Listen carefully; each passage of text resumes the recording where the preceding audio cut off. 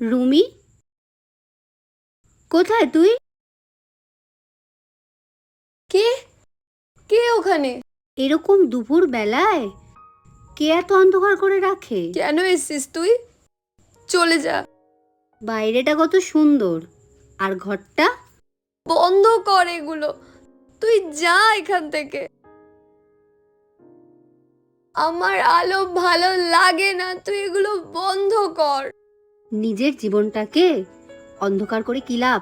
তুই যেই কারণে অন্ধকার করে বসে আছিস, সে তো নিজের জীবনে বেশ ভালো আছে। আমি আর পারবো না, আমার সব কিছু শেষ। দেখ, তুই তো মানুষটাকে সত্যি ভালোবেসেছিলিস, কিন্তু সে যদি ভালোবাসার নামে তোর সুযোগ নেওয়ার চেষ্টা করে, তাতে তোর তো কোনো দোষ নেই। নিজেকে শাস্তি দিয়ে কি লাভ? কেন এসছিস তুই এখানে? তুই চলে যা, লোকে তোকেও খারাপ বলবে না হলে। চলে যা তুই এখান থেকে, আসিস না আর। পরের মাসে আমার বিয়ে।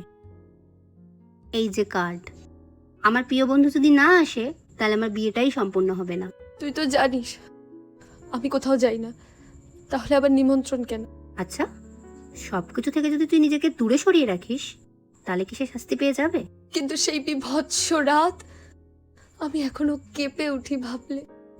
আমাকে কিছুতেই এগোতে দিচ্ছে না। আমার মনে হয় চারিদিক থেকে সবাই যেন আমাকে খারাপ চোখে দেখে, আমাকে নিয়েই কথা বলে। আমি পারবো না রে। কি জানিস, প্রত্যেকের জীবনে কোনো না কোনো ট্রমা আছে, সেটা নিজেকে রিকভার করতে হয়। যেই মানুষটা এটা করেছে তোর সাথে, তাকে দেখিয়ে দে তুই দুর্বল নোস। চললাম রে, আরো অনেক জায়গায় যেতে হবে। কার্ডটা রেখে গেলাম। আমি আশা করব আমার বান্ধবী এতটা দুর্বল নয়। ছেড়ে দাও, ছেড়ে দাও, করো না প্লিজ, ছেড়ে দাও।